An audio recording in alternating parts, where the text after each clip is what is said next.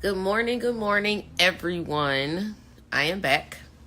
It is me, Shay Johnson, and I'm here on USA Fibroid Center's page for another live takeover. I do this twice a month, every month, and I just do it to bring awareness, of course, towards fibroids. Every month is different, every topic is different, but today, I was looking at a post from one of the USA Fibroid Center's page, and it was talking about sex while having fibroids. I think that's a really good topic. A lot of people ask, what symptoms come along with fibroids, and I break it down. And when I say, I always add that it messes up relationships and marriages and friendships, and it literally can cause you to go into a deep depression where you separate yourself from everybody. So when I said sex causes an issue, a lot of people are like, well, specifically, what does it do? How does it cause an issue? When I had my fibroids, I'll start off with my story. When I had my fibroids, I was dating this guy. I was so embarrassed by the accidents, the menstrual accidents, because literally I'll have a period for 15 days. It'll go away for 2 and come back again after 2 days, 3 days. You know what I mean? It was just random and sporadic when it would come. So I was embarrassed about the possible accidents that could happen in front of him. So I didn't even notice, but I caught myself pulling back slowly but surely. And he was the first to go. And I should not have done that because I was embarrassed. I shouldn't be embarrassed in the situation. We should be talking about it more. This happens to the majority of all women. Why don't I talk about it?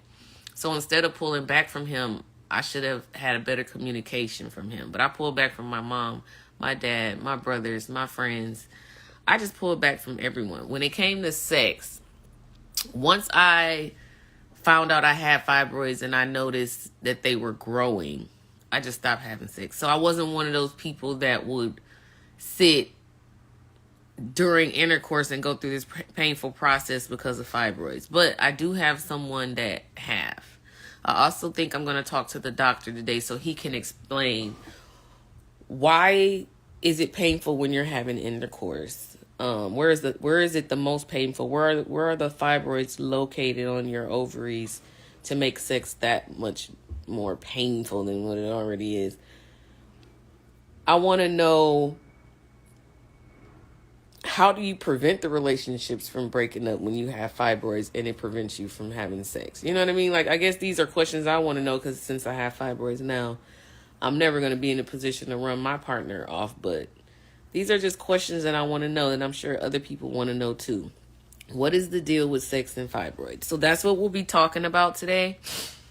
I'll try to get my favorite doctor on the line, Dr. Shiloh, Dr. UFE himself.